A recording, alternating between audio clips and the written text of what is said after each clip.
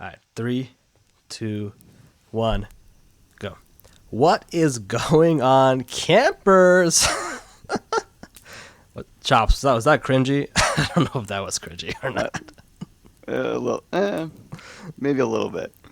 Maybe a little bit. Well, whatever, man. Well, we are here, episode 1 of the Playing Cryptid Camp podcast, because name needed to be simple, and I was like, needs to be obvious, right? What we're talking about. We're talking about playing Cryptid Camp, not collecting, not investing, but hey, we may touch those topics of playing and investing, because why not, right? Because we are unfiltered here, honest opinions of the podcast. So yeah, it's episode 1 of everything Cryptid Camp TCG regarding gameplay, regarding learning to play, regarding getting better at the play, and maybe even some organized play stuff in the future, some judging stuff, some special guests, maybe special guests, who knows? We'll have to find out. But yeah, a little bit about who we are first. I'm joined by my lovely good friend who I just talked to yesterday and just played some Cryptid Camp games with yesterday, Chops. Chops, how are you, man? What's going on, guys? Just chilling out, ready to talk some camp. Ready to talk some camp, man. That's why Chops is camping it up right now. Chops, so who are you a bit? You know, the lovely co-host to having this podcast. Who are you, my friend? Like, what should people know about you, and what's your backgrounds in the TCG space? Well, first of all, I'm Canadian. If that wasn't obvious from my channel's face. And I've been playing TCGs for basically since I went to school, and my first one was Pokemon. I played that ever since you could even buy the fake packs. I remember those. You could buy fake packs of Pokemon back in the day, and a lot of the kids got scammed with those. But yeah, and after that, during high school, I started playing a lot of Magic with a lot of my friends. During lunch, and I collected a lot of Magic for a while, and then I went back to Pokemon, and just recently I had discovered MetaZoo. Actually, I was really late on discovering MetaZoo. I discovered it about 6 months after it had collapsed. But me and my brother more so was really interested in cryptids, so he got me looking at the cards, and I started collecting them, just keeping a binder since the game wasn't a thing anymore. And that brought me to here. I found that a lot of the artists moved here, and the gameplay itself I'm really looking forward to. That's basically me in a nutshell. Awesome story, Chops. Also, go Canadians. I'm actually half Canadian, even though I was born in Florida and live in California most of my life. But hey, my dad is still French Canadian, so hey, I'm still technically French Canadian by blood. So hey, go Canada. We love Canada. Love maple syrup. Hell yeah. Chugged. Oh, yeah. My family, man, actually owns a maple syrup farm. I got relatives on my dad's side. So whenever we go, I pick up couple boxes, not cans, couple boxes of the maple syrup, man, because we make the good stuff on my family side. And yeah, I miss Canada, man. Like, honestly, I could live in like a snow-based territory. Wish I was a lapis camper though, which we'll talk about that later, I guess. But Yeah. Love the water and the snow. But yeah, man, it sounds like you have a pretty traditional, honestly, like experienced TCG fan. You're not just like a TCG enthusiast. Like you've been around the block a bit, playing Pokemon, Magic, and just getting into it. Sick, man. So yeah, talk about me a bit, I guess, if people don't know me. So I'm Kevin. I crack cards. It's a joke, but also a literal metaphor, because I actually was the R&D director of MetaZoo, the second R&D director, I believe, or third. I actually don't know what it was, but I was the longest R&D director of MetaZoo, the first MetaZoo, for almost 2 years. I was like a year, 8 months, but I did some work before getting hired, so I call it 2 years. Designed hundreds of cards, did Nightfall to Native. I wasn't in the company when Native was released, but that was the last that I worked on. And Emilio, who is the CEO of Cryptid Camp, who is actually a good friend of mine, took over after me. So I'm very happy he took over, and he was a great person to take over, honestly, because he knows what he's doing better than me, actually, in terms of the lore and, some of the gameplay. He makes some good cards here and there also. I'll give him that. But before game design and MetaZoo, I was a TCG enthusiast. I didn't actually get into Magic until recently, to be honest with you.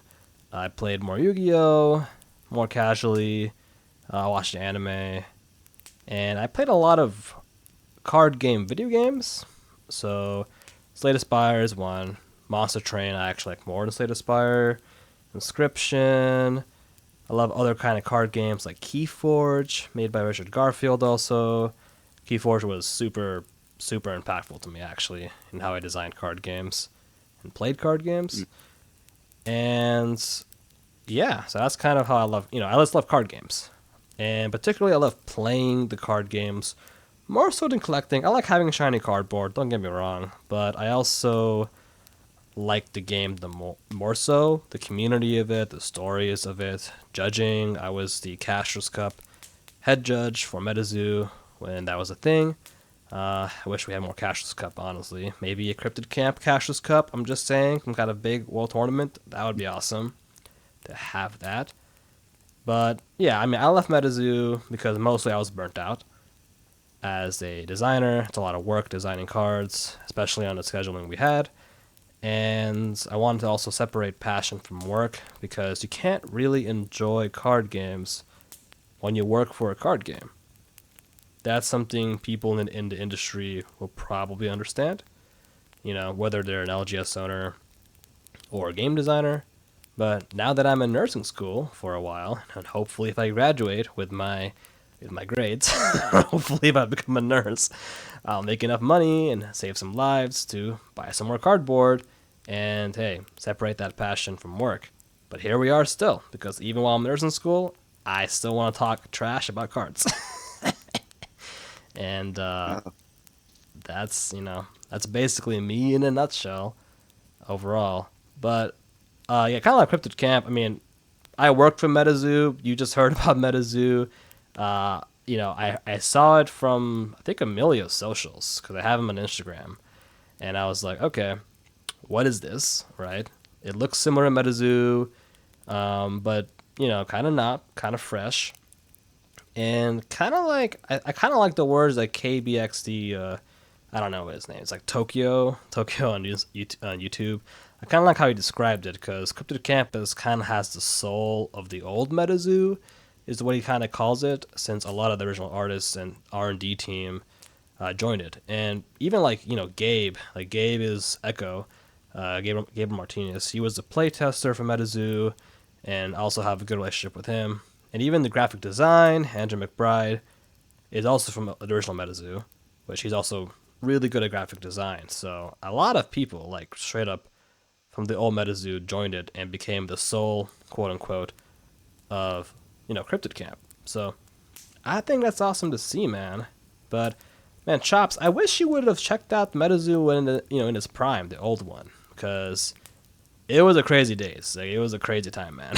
Overall. Oh, I bet, but my wallet wouldn't have thanked me back then. It's thanking me now that that I collected it. For how cheap it is now. I was able to get a lot of cards, and I was able to rip a lot more booster boxes of anything than I've ever ripped in my life. So, I got that experience out of it. At least that was really nice. Definitely am jealous of you, Chops, that you were able to get a kind of unique MetaZoo experience versus me, being able to pick up the product at a cheap price and just rip to your heart's content. That's awesome, man. So, Chops, moving back to Cryptid Camp real quick, let me ask you a question.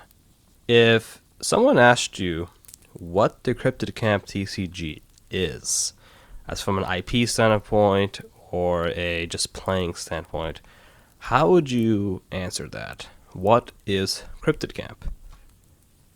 I'd say Cryptid Camp is the merger of a board game and a card game.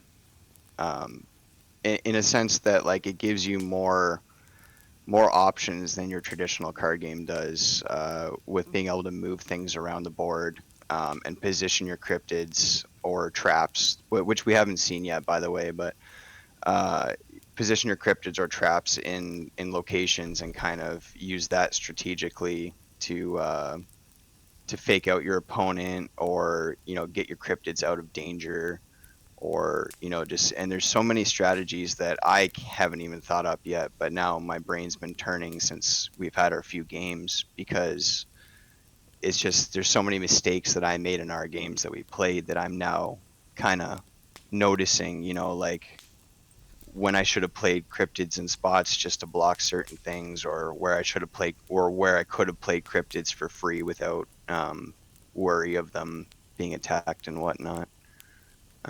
But yeah, the soul of the game itself is yeah, it's very much a bluff game, and it's very much a strategy game that has where you have to tactically place everything, and you have to think ahead of time, because you can't play all cryptids immediately in this game. That was very well said. The bluffing game and the thinking ahead. It's a lot of proactive gameplay as a whole. Thinking more IP for a second. Yeah, Cryptid Camp, kind of like old MetaZoo. It's a game about cryptids, so if you like cryptids, awesome. Kind of has a Pokemon element where they have cabins, which are trainers, all of that. But yeah, like you said, I mean, the gameplay is super unique. We don't see a lot of card games have this kind of positioning placement Cryptid Camp really embodies, and how they use positioning very creatively in the way you move cryptids around, and the way you have to see the board, and the way cryptids attack, and the way they defend. It's very interesting how the game does it. There's honestly not really another TCG that's doing what Cryptid Camp is doing, because Cryptid Camp was inspired by board game experiences. If you look at what Emilio has said about Cryptid Camp, it was inspired by playing board games, and it still feels similar to a TCG. There's still deck building, there is still cards you're playing with, and there's still kind of general principles of, hey, play on curve, and these work together, these counter each other like any other TCG, but it is so different. And Yeah. I don't know about you. I mean, I'll ask you in a second, but I didn't play this game. I didn't get into it. I got interested in it because I knew people who were making it. Right, they were my ex coworkers, my friends, all that kind of stuff.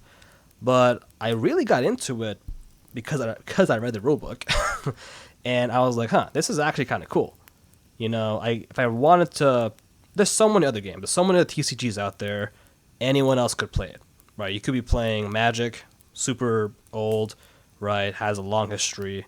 I still play Magic today. Commander primarily. You could play Yu-Gi-Oh, play Pokemon, but in my opinion, Cryptid Camp's gameplay is so engrossing. It's kind of consuming thinking about what you could do. It is so tactical and so strategical. It has like the trap element in terms of the face down cards, like old school Yu-Gi-Oh, that I really like. And it's just so consuming as a game when you really understand how everything works, even at like a basic level. And hey, I'm not saying Chops and I are experts at the game. Oh no. We're not like the best players. Well, actually, we're kind of the best players. I'm gonna keep it real. I think we're the first players. We're the first players. We're also the best players because we are the first ones playing. Chops. Gotta give him some credit. He made a tutorial video, one of them, how to play. Wasn't the first though. Someone beat you to it. He also made another good tutorial. But yeah, you did make a tutorial, and you learned to play by yourself, which was pretty good. I did, yep. You did. You pat yourself on the back with that 30-page rulebook. We'll talk about that later, of course. But Yeah, I think Cryptid Camp is a great TCG. If you like the cryptids, and you like the soul of old MetaZoo, right, quote unquote, Cryptid Camp will be good for you. But if you want a really tactical and strategical game, I think Cryptid Camp is great for you, especially if you like the old school vibe of Yu-Gi-Oh, but want something different. You want something different than other TCGs. Speaking of other TCGs, let me ask you, Chops. How is Cryptid Camp similar and different from the other card game? Like, let's say I'm not a card game newbie. I've been playing card games on the block. I played Magic or Yu-Gi-Oh, whatever, right? And I kind of hinted a little bit in my first talk previously. But how is Cryptid Camp similar and or different from the other card games? Well, I want to say because of so many card games, because so many card games are online now, that's actually kind of fostered I'm not sure what the word I'm looking for, but basically a lot of card games, like older card games, like Magic, for example, there's a lot of variance in your mana pool, and you can kind of get screwed over, for the lack of a better word, with mana. And one big change that this game has is it has a lantern pile, which kind of functions a lot like Hearthstone in a way, which is an online game where you're just given guaranteed resources every turn. Um, I know a few card games are starting to come out with that now, but that's one main difference and one good thing that they went with that right away as the option, so that way there's no, you don't have to worry about putting lanterns in your deck, and you don't have to worry about the variance of not drawing them. Um, the way it's the same as the other games is I would say it has the simplicity of like Magic the Gathering attack and defense with the lower numbers, so you're not worrying about Yu-Gi-Oh like 35,000 and all that kind of stuff. But also at the same time, the cards are very literal, just like in Yu-Gi-Oh. Now that doesn't mean that every card's going to have 10 paragraphs like in Yu-Gi-Oh. Some cards do have a paragraph on them, but everything on these cards seems to be very literal when it points to things. So there's kind of there's no fogginess in, does it mean, like when it says target a cryptid, can I target a defense mode cryptid? No, according to the rules, if it says target a cryptid, you just target a cryptid, and then you do what the card says. I like what you said about the literal part because, yeah, there's a lot of reminder text given on the cards in terms of its traits. I know Magic used to do a lot in the past, but now that the game has gotten, more complex and older, they kind of remove a lot of reminder text these days on cards. I mean, they had a card out with 7 keywords without any reminder text with the 7 keywords did, but that's kind of an exception. But you're right. I mean, with Cryptid Camp, if the card says something, it says it, and usually the cards don't have a ton of text. If they do have, like, say, 60 words, which is a lot of words for an average TCG card, it's usually spaced out appropriately, so it doesn't look like too much. In terms of what you said about the resource system, yeah, Hearthstone's been doing that for a while. I don't know if they're the first ones to do it. I know Argent Saga, a smaller game that my ex-coworker and friend, Damon Hardy, actually was R&D director for, you know, Argent Saga also has basically the same system. But what Cryptid Camp does differently and does really well, in my opinion, is they've kind of fixed the dual color system with their lantern system. Because how the cards work in their cost in Cryptid Camp is they basically cost mana, like Magic, but whenever you get one land per turn, because you're basically getting one set land per turn, the lands are not in your deck in this game, the mana is not in your deck, you can use any kind of color to pay for any card, as long as you have at least one of that color. So let's say in Magic terms, right? If someone's played Magic here, if I want to play a red card, I can pay 5 and let's say the red card costs 5 mana, right? I can go and pay that 5 mana with any combination of colors as long as just one of that mana is red. In MetaZoo terms, it's 5 essence. So if I had 5 essence, and it can be any essence towards the 5 cost as long as one of the essences is red. So that makes making dual builds, dual colored decks very easy. Much more simple than Magic. One of the most complicated things new players will struggle with when they get into deck building is mana land count numbers. So one of the problems with the land system in Magic and other games who use it before, like say old school MetaZoo, was the fact that building decks with the mana in mind, the math of it, is in my opinion hard for new players. Even you can use the general numbers people give out, but it's still difficult to build decks. In Cryptid Camp, I can be like, okay, I want to build Obsidian Quartz. What numbers do I need? Well, probably should use 5 Obsidian and probably 5 Quartz because I can only have 10 lanterns in my deck. So it makes it a lot more simple to build the decks, and you're also not really mana screwed or mana flooded as much, quote unquote, as you would be in Magic. You're always going to get the same number of lanterns to pay for your cards and the same number of turns.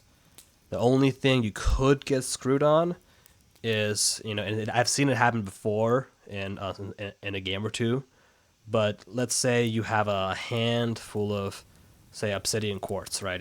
And you only had Obsidian in your hand.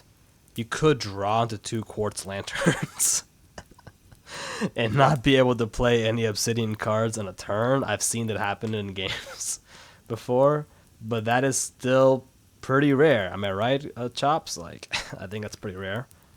Yeah, I mean, if you're going 5 and 5, it should be 50-50 every draw, but yeah, sometimes it happens. It's going to happen sometimes, but that's also the pros and cons of having the dual colors. But yeah, Chops, I think that was a pretty good summary of the similarities and differences. Well, let me ask you this, Chops. What kind of TCG player would enjoy Cryptid Camp? You think Yu-Gi-Oh players would like it? You think Magic players would like it? I think, well, first of all, I think first and foremost, the cryptid enthusiast would enjoy it. Right. Even just as a collectible. But as far as talking about like TCG transference, I would say it would probably people from Pokemon. I don't want to say that this game's simple, but it's one of those games where it's like it's very simple to play once you know the rules, and you could play it without having to think too much, and you just have one guy beat up another guy, and like for kitchen table wise, I guess I'm saying so. But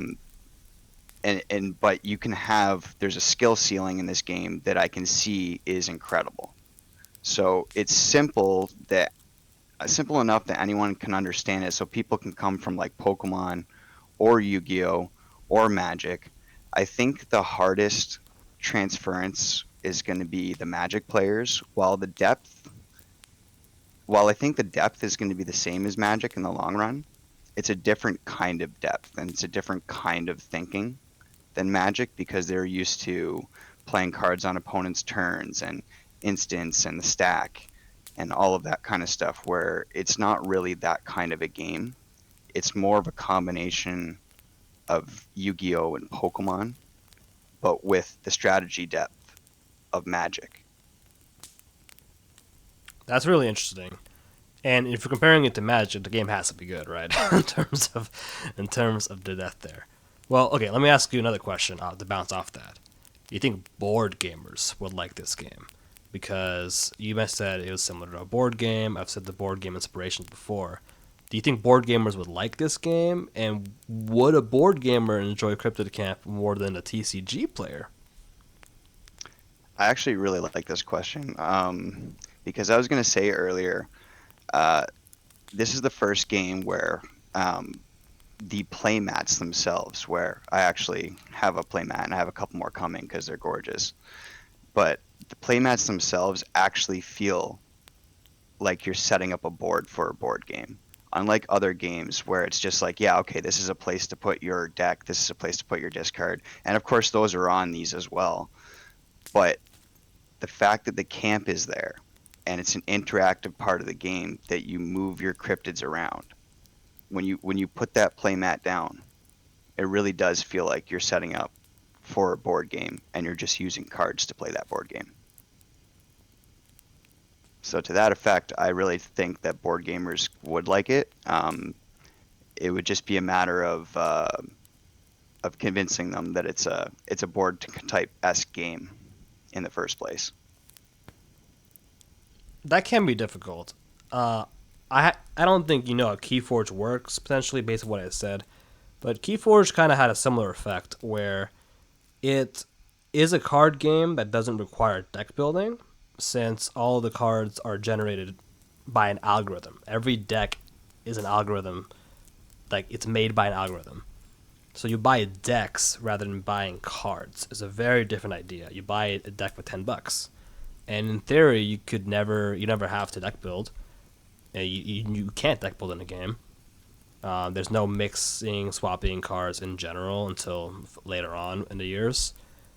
And it wasn't really a hit among the card game players, but it was a hit among the board game players. So I think Cryptid Camp could have a similar effect. I think people who play board games would really enjoy it overall. And the deck building element, I mean, I think there's a stereotype, in my opinion, that board gamers and card gamers are very different, and they are different. Okay, I'm not gonna say they're completely the same, but there are similarities to it.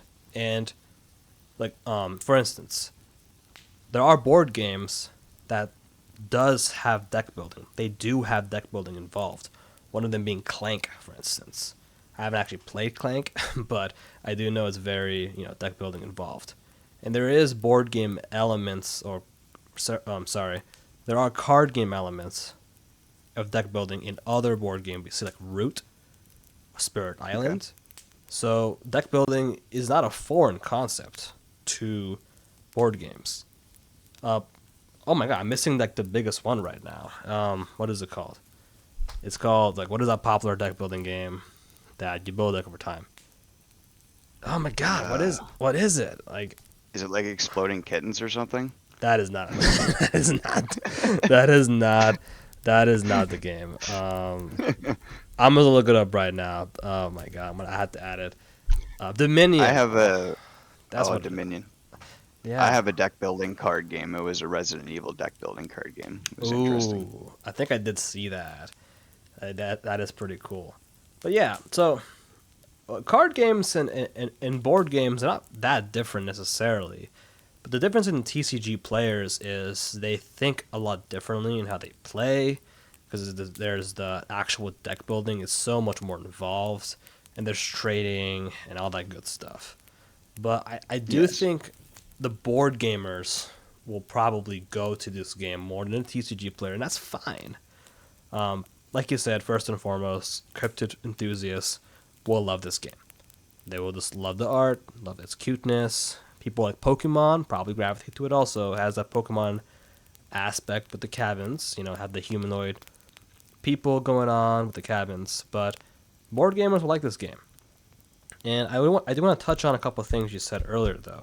So the two biggest challenges we're going to talk about a lot in these early videos, in my opinion, to understand and kind of wrap your head around, if you're new to Cryptid Camp, is positioning, particularly how you position your entities on the whole board and against their board. And the second one being proactiveness, because this is a game where you have to think ahead. So if you come from a board game background, one of my favorite board games ever, probably my favorite board game ever, is Spirit Island. I really respect Eric Ruiz, the designer of that game. Love Spirit Island. Spirit Island is a very hard game to grasp for a lot of people at the beginning. It's a 3.5 out of 5 complexity on Board Game Geek, which is a very complex game to understand. And one of the hardest things about it is how you have to think about playing ahead, because there's two kinds of speeds in the game. There's fast spells and slow spells, basically. And fast spells happen right away, but slow spells happen after the enemy acts. And it's the act of thinking after the enemy acts that's hard for new players. And so with Cryptid Camp, it's similar, since you have to think about cost ahead of time for your cards. If I put a card down, it could be removed if I don't have the vision to pay for it. I have to be able to pay for my cards ahead of time. So that's something people are going to struggle with. The other aspect of the positioning, going back to that again, I've seen TCG players struggle with this game. At least one TCG player in particular, this person I've been playing with, hopefully being a podcast at some point, he was playing this game, had a lot of TCG experience, but struggled learning this game and the tactics behind it, because the positioning is so different. Like being able to swap my things around on the board and having to really care about where I place certain cryptids, that's very different than, say, Magic, Pokemon, Yu-Gi-Oh!, where positioning doesn't matter. So, in that aspect, maybe something more like a chess player would actually be better at that positioning aspect. So, it just depends. If you've been playing like proactive board games like Spirit Island, you probably will have a better hang of this game. If you've been playing games with positioning, that's pretty important. So games like, say, what I mentioned beforehand, chess, or other kinds of positioning-based games, you may enjoy that and be good at that. But also, I'm not going to discount the TCG players. I think TCG players will have the best grasp of deck building, because that is very important in this game if you want to get better and be creative. So TCG players will still be the best players at building the optimal decks and probably figuring out the metagame. And we have a metagame for, when we do have a metagame for this first set. Yeah, man. What do you think? Do you agree with me, disagree with me there? Oh yeah, I definitely agree with you. It also they can also kind of hit both sides though of that market. You can hit the deep TCG players and the board game like all in one package, board game guys.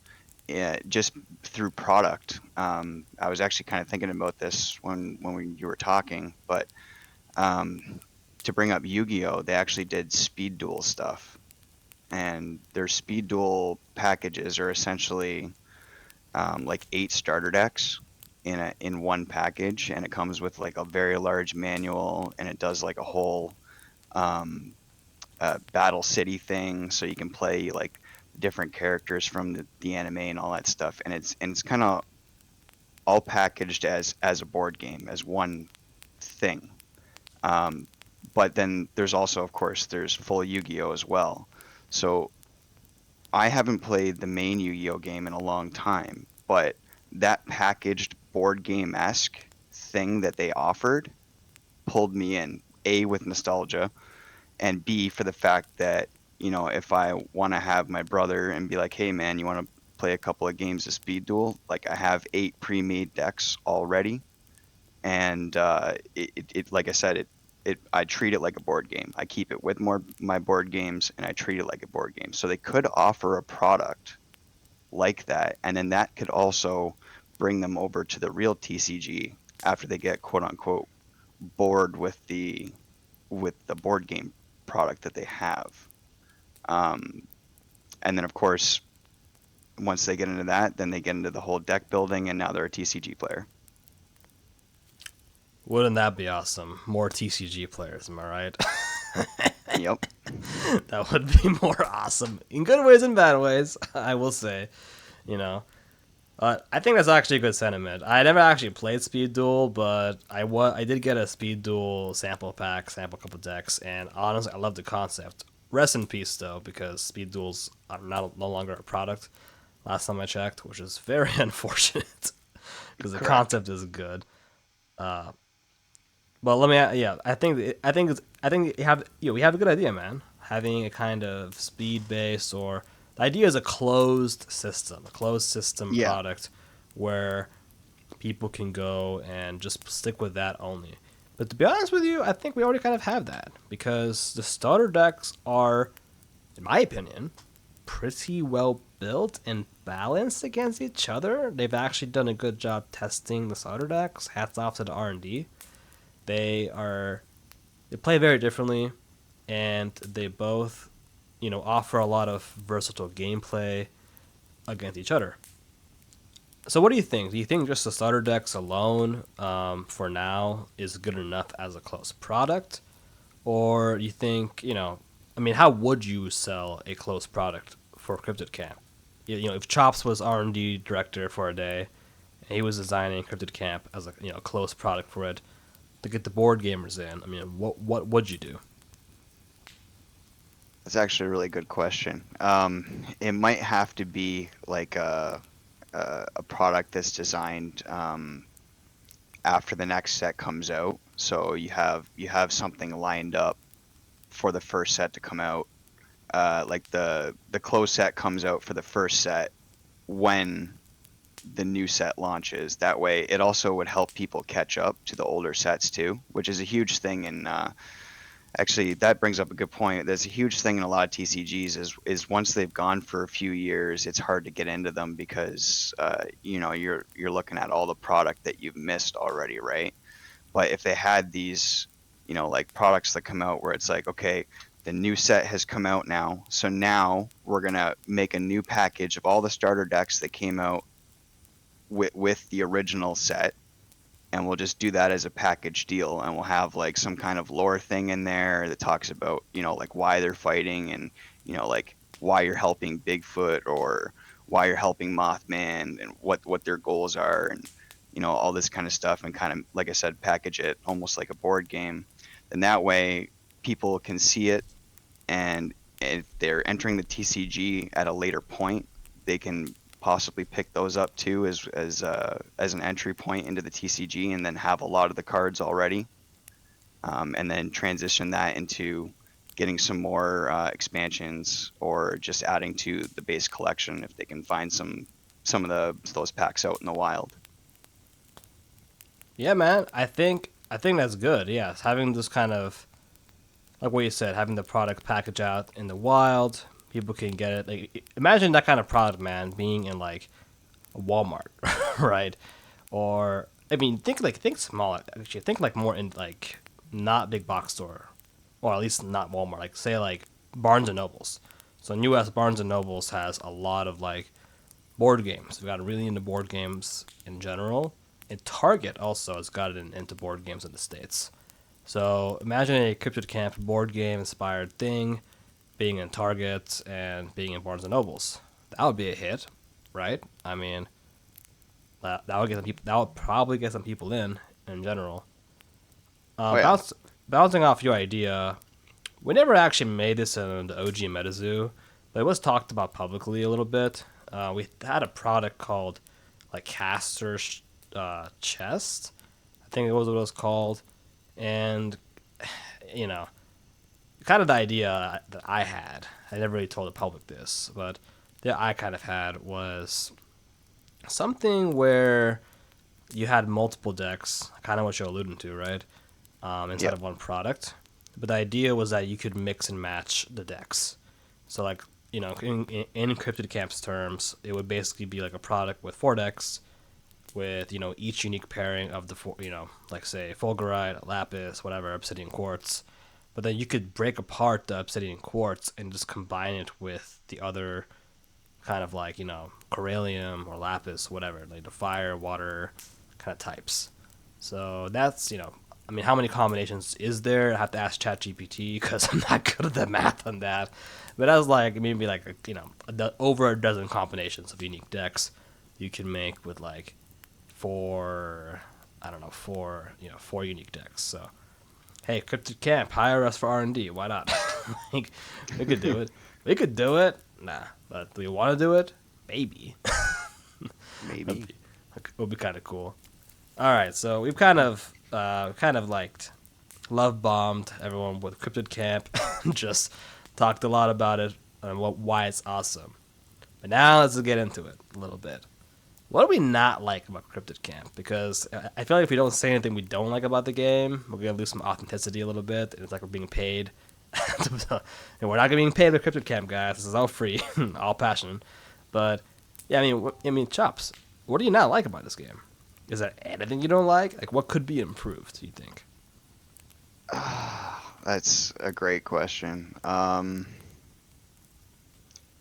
To be honest, I don't want to say there's really not anything I dislike right now. I don't think I've played enough to really find anything I've disliked. I'll tell you right now, I haven't found a counterspell, which I'm not a fan of. So I don't have to worry about that. The only thing I guess I would say is I don't really like the whole commander thing. And I know that might have come from Magic, and because Commander's so popular. But I'm not the biggest fan of companions being a thing in this game, and that's why I was talking earlier about, maybe we could have a companionless meta. I was kind of alluding to that earlier. And that's kind of the reason why. Like, I don't hate companions. I just it feels weird to just have this card in your back pocket, right? It's like the guy playing poker in the Western. He's always got the ace up his sleeve. A little bit of an answer. I mean, I kind of think of it as like your Ash Ketchum and you have Pikachu, right? A little bit. Like, when Ash Ketchum goes to the Pokemon Leagues, he's going to bring a party of mishmash, mumbo jumbo, but it's always going to have Pikachu in the finals. It's always going to have Pikachu coming along. And you got a little ace in the hole, hopefully clutching it, kind of Pokemon, even though Pikachu doesn't really, carry the team in the end of the Pokemon anime. Okay, hold up. I want to go back real fast. Why do you not like counterspells? I think people should know why you don't like counterspells. Real quick. It's okay. It's not that I don't like counterspells. Well, it is that I don't like counterspells. I am fine with removal. I'm fine with you destroying my cards in almost any way, other than just saying, "Hey, bro, I'm sorry, but you can't play this card now."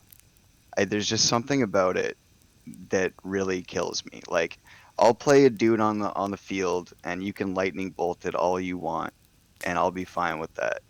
Wow. But the second that I go to play my dude on the field, and you're just like, you know what, dude, you can't play that. You're not allowed to have any fun. that's pretty much my spiel on counterspells. So it's a feels bad, right? Because like, you're not allowed to play is how you're interpreting it. Exactly. I'm not allowed to play the game, and it's like, let's say I have a creature that has like an enter the battlefield effect. Like, it totally negates that. So it's like any other kind of removal, I would still get that like enter the battlefield effect. Like if you lightning bolted it, or if you doom bladed it, or something like that in Magic, for example. I would have still gotten that enter the battlefield effect. But counterspell, they're just like, nope, not only do you not get to play this card, but you don't get the effect that you would have gotten for playing it. And it's just like, all right. Wow. That's understandable. I mean, it took me a while to like counterspells myself. I'm a very aggro player. Okay, I play Boros. Okay.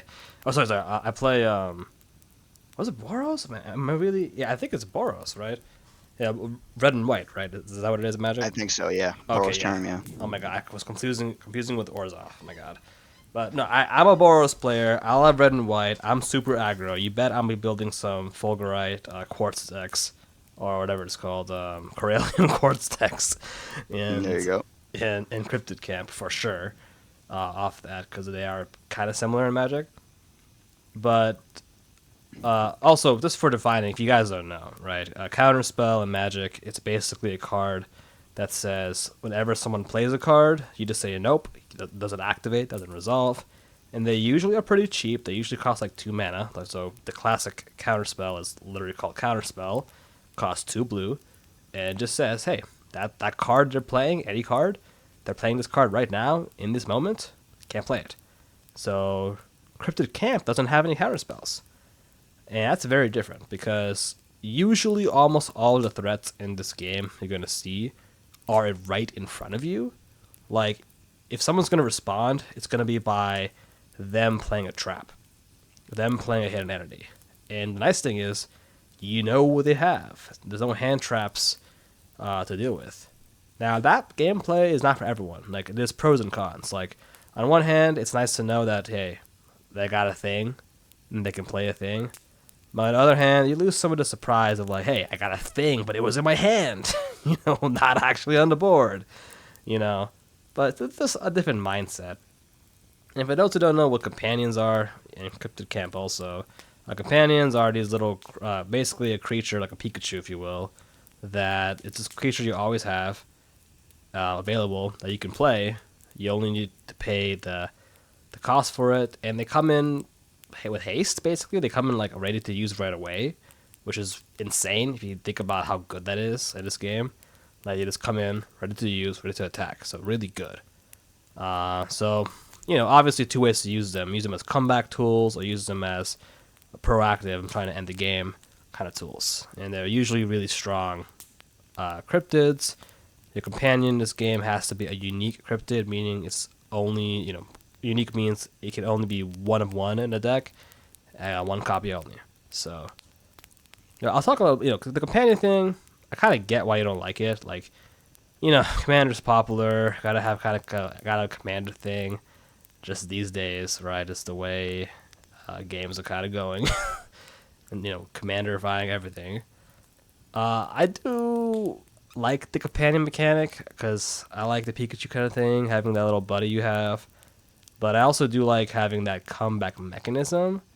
If someone plays their commander, if someone plays the companion out, you could play your companion to kind of counter it. And like Bigfoot kills Mothman. That's the kind of example I'll say. So it can be used for an awesome comeback mechanism. And yeah, it's kind of a safety net, right? Like, it's Cryptid Camp solves a lot of variance issues. I'm gonna say issues, quote unquote, issues to some people at least. It solves some variance issues in the game. So we talked about how they have their mana fixing solution with how they do the vision cost. So another problem, quote unquote, people have in TCGs is, oh no, I've fallen behind. I didn't draw my good cards. Oh, I have a good card right here. It's my Bigfoot, my Mothman. And they play their companion also. So, yeah, I think it's fine overall. I mean, what do you think about my thoughts on that? I agree. I do think, and as far as I know, they don't revive, so that's a lot better than Commander already, that you can't recast them after you've already used them. That's true. Yeah, I mean, in tandem with the trails, which we haven't really talked about yet, but there's another comeback mechanic in this with the trail system. But yeah, in combination with that, it is a good comeback mechanic, or it can be a game finisher, like you said.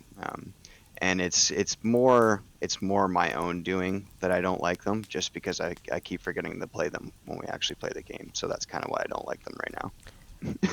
That might be a tip in a future video. Who knows? Play your companion, guys. Don't not play your companion. Well, let's be honest. If if the worst thing I can say about this game is my own fault, then it's a pretty good game. Let's just put it at that. It is a pretty good game. It's good. If it wasn't good, we wouldn't be talking about it and trying to get people to play it and give it a shot. So that's true. That is true indeed. All right. I got some problems with the game, or at least some things that can be improved. So, all right, shoot. All right. So one thing, and these are not like deal breakers, right? At least for me, but they can be for others. So for one thing, you could argue is actually the problem with the playmat. The game has a lot of zones. A lot of zones in general. It's pretty hard to play this game without the playmat, in my opinion, because there's so many zones you have to have your cards. I mean, the trails help, because the trails are these cards that you have to put on and set up on the board state, and just put it on. You had to set up the trails to make kind of the camp on both sides. The whole map is kind of made by both players. It's fun making the trails, honestly, and tripping people up with your strategy, which we'll talk about that later on, about the trails also in a future video. But here's an annoying thing, in my opinion. You have to know the numbers of the trails sometimes. So let's say like the digger trait. Imagine if you didn't have the playmat in front of you and the number of the trails. It can be hard knowing that which area is the one trail on both of our sites. That's a little difficult, right? I mean, it can be hard knowing that. So, yeah, I think the game is kind of playmat reliant to play optimally, because there's just so many zones to think about. Another comment I've heard talking to some other, I'm also in a game design servers and communities. Talked about Cryptid Camp a little bit with them in the past. Something they brought up about that, is kind of subjective, but could maybe not like, is the fact that you have to put cards on top of cards. So the problem with overlaying cards on top of the trails is that, one, it can be hard to grab. Like, say, in TTS, it can be hard to grab the cards, have to lock them in place as is. But two, it can be really confusing to have, like, say, a face-down defense mode, cryptid, on top of a face-down horizontal, trail, So just a lot of face-downs on top of it just makes it visually hard to see. It can be hard to grab at times. I've noticed on some of our TTS games, I'm like, oh yeah, I'm going to play my card, Sailor, and I'm going to draw 3 cards. Oh wait, those are not hidden entities. Those were actually trails. Like, it's happened to us in the game before, right? I was like, I thought I was going to draw 3, but I actually drew 1 because I misread the trails as hidden entities. I think solution for that would be to sleeve your trails in different colors than your main deck. Or maybe even if just the main deck was sleeved and the trails were not sleeved, it would be easier to differentiate apart from them. So that is another aspect for sure to think about. The companion thing, we talked about that in Discord a bit. I think, why not have any cryptid be a companion? I get the power of the unique cryptids as is, but the game has so much flexibility and the game balance is pretty solid, honestly, that it would be a shame that the barrier to limit playing the game is the companions, because the way the game has it, you have to have the companion. If they just said companions were optional, at the very least, I think that would be just justified and fine. Or if you had it so that anything could be companion, and that you could have only uniques can uniques can only be companions, but you could also have a non-unique companion and still have the deck building restrictions. That could be fine. These are just ideas for the companion thing. I just think that the companion rules as is do bottleneck the deck building of the game to a degree. Now, I got 2 more main complaints I'll say / things to improve on, and then I'll ask your opinions on them, on any and all of them. So another one is the graphic design. I think at times the text can be very wordy, not too wordy, but more about there's a lot of information. So the cards are very colorful at times, especially the quartz cards are very colorful, as is, and some of the text can be small. Particularly, if I was to see a card, let me find a card real quick. So if we're looking at any of the cards, any of the bottom left, like the Versus Corellium at +2 attack, that's not reminder text on Nessie. That is actually a gameplay unique stat difference we have going on, because some of the cryptids do have stronger type strengths against other cryptids. So some of them have +1 attack, some have +3 attack. Usually if they're unique, they have +3 attack. So you have to be able to read that, and that text is kind of small.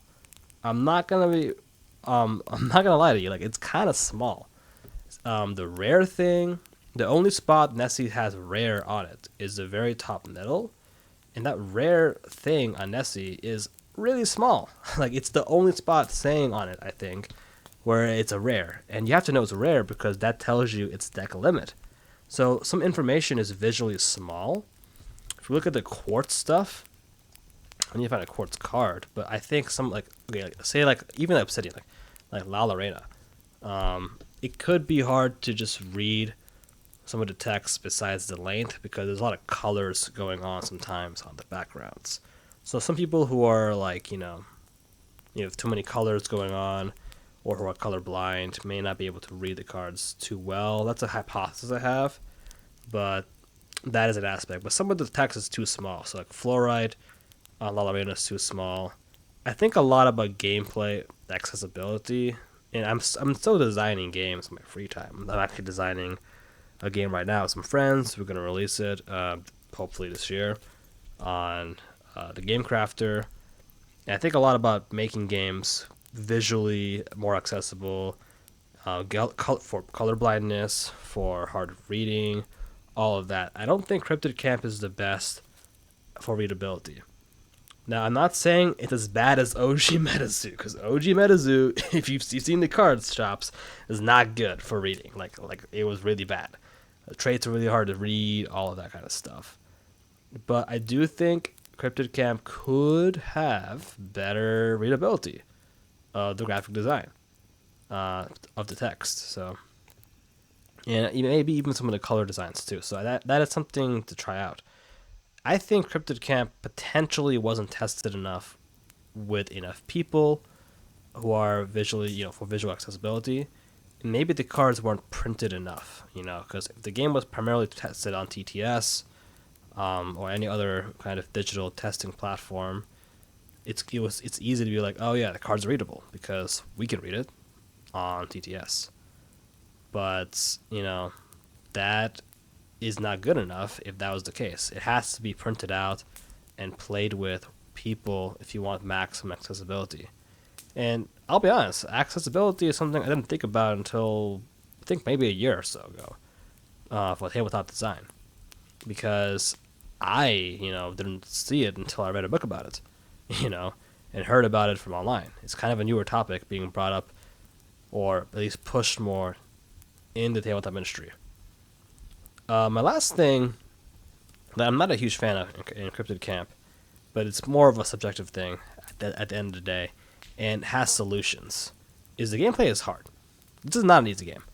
This is a kind of a complex game, not only in the depth of it, as we've alluded to, but in the rules. So the rule book, as of today, is 31 pages long. That is on par with 3 to 4 complexity board games out of 5 on Board Game Geek in general.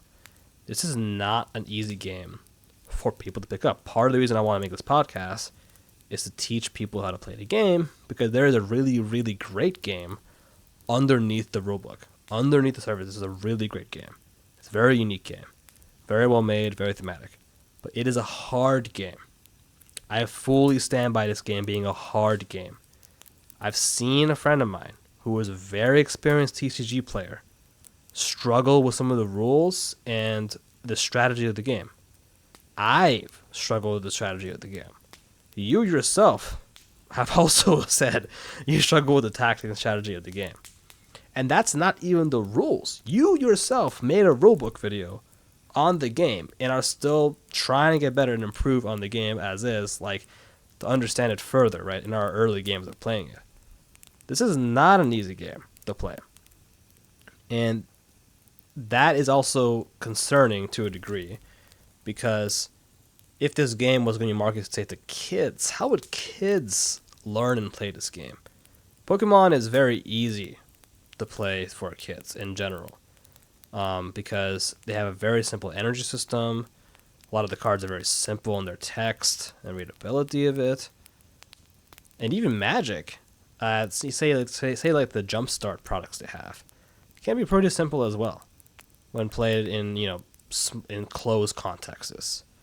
This is a game where, with positioning and the like, it can be hard to pick up. The hardest things about this game is there's a lot of checks. Okay, so Chops, top of your head. what do I need to check for to see if I gain evidence after I explore? Like this, just say it to me. Yeah, you gotta make sure that it's not in your camp. You gotta make sure that there isn't a defense mode cryptid. You gotta make sure that there isn't a trap, and you have to make sure that there isn't an entity left there at the end of combat. So those are the 4 checks, I There's 4 believe. checks. Good job. You passed the test. Okay, no, I'm just kidding. You can now be a judge. I was actually testing you to be a judge the whole time. So, Yeah. so that's 4 things, right? Just to list out. That's the check for evidence. Now, when you play the game enough, that is not that hard. It's kind of like second nature, right? It's kind of like a chess player knows the L pattern of a knight if they play enough. But when you're first starting out the game, especially if you've learned the game from the rulebook, which we'll talk about that in a future video, that is daunting to really do the checks. Like, okay, I only get evidence if this is the gun, this is gone, it was defense mode, if there's no enemy left, and blah blah blah, right? That's hard for people to remember, right? As is. There's a lot of actions you can do in your turn. It's like 7 unique actions you can do in your turn. And even just say the adventure phase, which is what you do after playing cards basically, and you move stuff around. There's a lot of complexity in the adventure phase. With the cryptid, I can move it around. If I have my cryptid in the middle of the map, I can move it around, 3 different directions, if it's in the center of the board. And I can also explore with it. And that's a lot of options for one cryptid. Not to mention playing the face down entities, because there's no limit to how many face downs you can play. So where am I going to play it? How many am I going to play? Do I have the vision to count to play the stuff? There's so much complexity, like analysis paralysis overload. I've experienced analysis paralysis. I think you've experienced analysis paralysis with the game. Mm-hmm. And yeah, the game complexity is very high and the rules are pretty complex. Now, again, in my opinion, this game is absolutely still worth playing. But I think it's not a game for kids. I think maybe this would be a game for teenagers. Say like the 13-year-old who's into cryptids right now, and maybe like 8-year-olds. I mean, there are precocious kids. Okay, there's precocious kids, smart kids, who are super nerds, just gifted, whatever kids. They'll pick up this game at 6 years old, whatever, right? And those kids exist. But for the average kid, this is not for them. And that cuts out a whole potential market, in my opinion. So it makes the kids more collectors in this case. But Yeah. yeah, the people who would play this game, in my opinion, would be like the board gamer types you mentioned before, and the cryptid fans, and the TCG people who like cryptids also, and who came from MetaZoo, want something different, or came from Pokemon and Magic, and want something different. Okay, I'll let you talk. Say if I'm wrong. That's my whole tangent on what I don't like about Cryptid Camp. Okay. Yeah. That was a lot to take in. I might have to get you to go back and do some bullet points on me. But as for the last point there, with the kids, um, they here's the deal. When I was a kid and I was collecting Pokemon, okay, I know TCGs weren't big back then, of course, because it was really the beginning of them. But I didn't really care about playing. I just wanted to have the cards because they looked cool. So I'm gonna go back to the whole like cryptid enthusiast thing. I think there's a lot of cryptid enthusiasts that have children, and I think that they will like collecting the cards just for the art on them, and eventually they will learn to play it because they like the game so much. And that's what I did when I was a kid, right? Like I had no idea what I was doing. Playing the game, playing Pokemon as a kid was basically, hey, you want to fight, and then whoever wins, we'll take the best card or whatever, and we just show our best card in our binder and be like, yeah, my Charizard does 150 damage, I win, and that was playing cards to us. But um, Yeah, with this, I think that kids will still really like the art because it is, while it's not like um, very uh, Pokemon-esque in its style, it's got that appeal to kids still for sure in the art. Um, as far as getting them playing, I think yeah, it's going to be very complicated to teach them. But if they have the will to, if they like the cards enough, then they will themselves to learn it over time, as I did. You know, I ended up going to the Pokemon League, which was a thing back in the day where you'd go and get your stamps and you battle trainers and all that kind of stuff. And that's how I kind of started learning it. And of course, you know, there was 20-year-old guys there when I was there when I was 12 or whatever, and they were kicking my butt. But that's kind of how you have to learn. As far as them just reading the rule book, though, I don't think that's really a thing that can happen. And a lot of people, myself including, for the most part, I usually need to watch stuff in order to learn it. But when I came on to the Cryptid Camp scene, there really wasn't much to watch. So I actually ended up watching your video, ironically enough, and it inspired me to learn the game myself. And when I learned it, I was like, okay, well, now that I've spent all this time learning it, I saw something first. I've kind of learned it. I'm going to go into the rule book and do like a real deep dive myself and then present what I can. Um, Sorry, I'm probably straying off topic, but No, this is good. This is good. what were some of the other things that you mentioned? I'm sorry. Well, first of all, Uh, thank you for if I inspired you at all to read the rule book, biggest compliment I can get. I will say, big compliment, because I believe in reading rule books. I mean, no, I mean, I don't want to go out too far. I mean, we don't have to go too far about the negatives too much of what I said because there's some. I really brought up like accessibility. that's right. Yeah, Uh, the accessibility. Oh, yeah. the one thing you did mention, actually, now that I've remembered, was yeah the numbering of the sites because I didn't even realize until you mentioned it, and now that I'm looking at it on my screen, is yeah the ones are actually across. They're not across from each other, and I Mm-hmm. assumed that that's how it was, but it's not. So yeah, that does make the dig ability a lot crazier if you don't have a mat. So I kind of do agree with that, but that also kind of goes hand in hand with what I said earlier about how when you put the mat down, it really feels like you're playing a board game. And you kind of affirm that by saying you need the mat to play. So maybe it's a bad thing in a sense that like yeah, you need the mat to play, so you're gonna have to buy a mat. Um, but it's a good thing in a sense that okay, well now this feels more like a board game because there's an actual board that's required to play the game. And I hope that they take that and maybe obviously they have plans for product now, but maybe they could do starter decks that come with playmats or something like that. Like some kind of box set that has the playmat with the starter deck and all that kind of stuff. It would be nice. There is, as fans of the game, I think we can do more as well. Like we could maybe make like, hey, you could have like a file you can print out that's like on your printer, a playmat. I print out like 2 copies of paper that acts as a playmat. That way, it's visually there, and we know. Like I think that would be good, you know, to have something like that. It To me the barrier of the playmat, it's good, like it's a board game, but as someone who wants, I want as many players to play a game as possible. In theory, I'm not saying a whole city should play a game, but if 40 people want to play a game in a community, they shouldn't be barred from doing so because of playmats.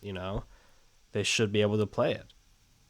So that's kind of my thing there.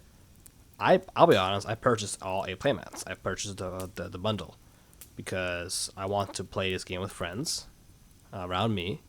maybe you one day, if you come to California, then, I want to have the playmats available, be able to play with them, because I realized how important it is for this game.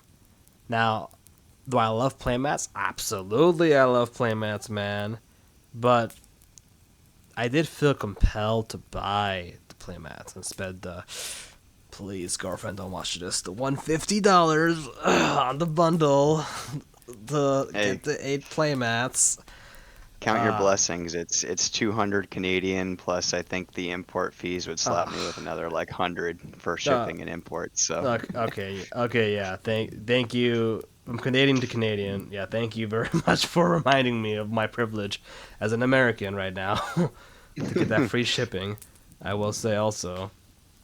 But yeah, I mean, basically, we shouldn't have to be compelled as players to use playmats for the game. If that's the way they want to have it, whatever. I mean, if it's a great enough game, which currently it is to me, we're going to play it, no matter what. But it can make it harder. Can make it harder on others to play because of that. Yeah. To feel like you need a visual reference of everything. Because, okay, let me ask you this question. In Magic, did you need a playmat? No, absolutely not. You don't need it. In Pokemon, did you need a playmat? Nope.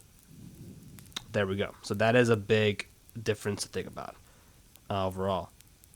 And, okay, back to a previous question. In Magic, did I have to have a certain copy of a rarity to play the game? Did I have to have a super rare to play the game? No. Correct. No. That's the companion thing we're talking about earlier. And that's why it's important to think about these things. Because, yeah, I mean, I'll say it again. The game balance of Cryptid Camp, coming from a game designer standpoint, not player, from a game designer TCG standpoint, it's really good. The game balance is really good, honestly, like on paper. For the most part, right? Mm-hmm. And if you had a booster box, you could build so many good decks, interesting decks, because of how easy it is to build with dual colors in this game. But being barred because of a companion sucks, right? Like, I think that's not a good thing as a player, So that's my opinion, It's my opinion of that. And Amelia said it today that every booster box is going to have at least one unique. So if I have to spend $90 currently, if I spend $90 on the Kickstarter booster box to have a unique, does that only mean I can build one deck from my unique? That's kind of what that's telling me, right? Yeah, fair enough. I didn't think of it that way, to be honest. And actually, I'll be honest, I think he said on average one per booster box, so I don't even think it's guaranteed.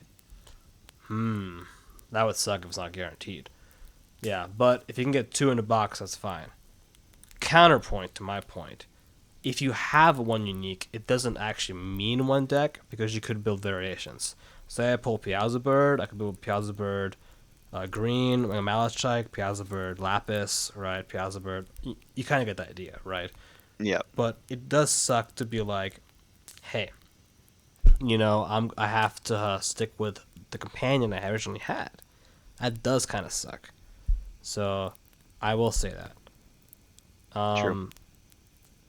It also kind of sucks because the only other uniques you could get that are very accessible is from the starter decks.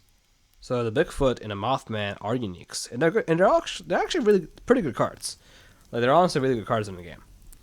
But that does limit you more in unique like accessibility as is. So yeah, there's something to consider overall for the game, and I versus kind of a maybe nitpicky, but they are called the Bigfoot Nessie starter decks and Mothman Lallarina. Why is Nessie and Lallarina not unique? If they're part of the name of the deck and they're rare copies, why couldn't they be unique? If they're unique, you know what that could mean? It could mean you can swap the uniques of the deck. You could swap the companions. Yeah. I think that would have been nice. So, hey. But it would also mean, because I think there's a couple of copies of Nessie, though. You get like two copies, right? I mean, I You see, I get, think, in there. yeah, I see them on TTS right now. You get 2 copies. So Yeah. if they were unique, you could just swap the companion out, and it would be a-okay. But yeah, hey, future R&D idea of Cryptid Camp. It's free feedback. Take it or leave it. Okay, I'm gonna ask you my last question of this episode, Chops. What is your favorite memory of playing Cryptid Camp so far? My favorite memory of playing Cryptid Camp. Uh, that's a loaded question. I guess I was gonna say winning that one time, but I don't even think I won. Um, no, my favorite memory. Hmm. Uh, I guess when I thought that I was gonna outsmart you by playing my Bigfoot, and then realized that I flipped your trail, and you just killed me with your Mothman. That's true. Yeah, that was. I think, I mean, I well, think it was. that's my. It's funnier, right? Because you told me. I wasn't thinking about it until you just literally told me what I could do, and I was like, oh, I'm totally gonna do that now. I was like, that's Well, pretty. we weren't serious games. We were chit chat and strategy. So I figured, oh shoot, look what I just did. Now you can just kill me. Hey, that's true. I respect the honesty of that. That's true. You did win that time, though. Don't say you didn't win that time. Pretty sure you won, right? I don't remember, to be honest, if I won or not. I don't think I won a game yet, but Okay, actually one no. day. I think you did not win a game. Actually, I think you almost won. You were like one time away. It was pretty close though. It was pretty Yeah, close. yeah. That's pretty true. Yeah, but it's still fun. It's still fun either way.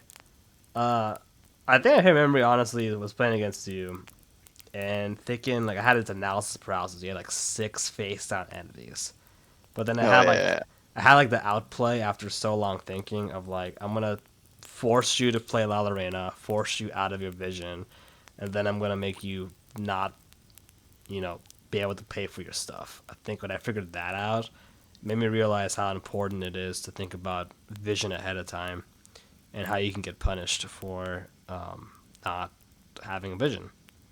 yeah. It's a pretty big tactic in this game. So, Yep. yeah, man. But yeah, Chops. Any final thoughts, my friend, for the episode 1? Final thoughts. I think anyone watching this should download the tabletop app if you have it, and I think you should give the rules a read and see if you can find someone to play. Hop on the Discord and hit people up. Me and Kev here will be around, and I'm sure we'd be happy to play games with you. If time allows in nursing school, I can try for sure. But yeah, man, that's it. Well, thank you, campers. I'm gonna say that cringy. It's not a cringy term, but I'm saying it in a cringy way. Like campers. Thank you for listening to episode 1. If you are on video, or my God, if you're watching it on video on YouTube right now, if you can hit that like button, comment, subscribe, all that nonsense. And in the future, hopefully, if we get enough episodes, we'll be on Spotify. So hello for my Spotify people and other podcast places. Wherever you're listening to this podcast, if you're enjoying it, all the like. If you have anything to say, again, just comments. We'll take the feedback, future episodes, all of that good stuff.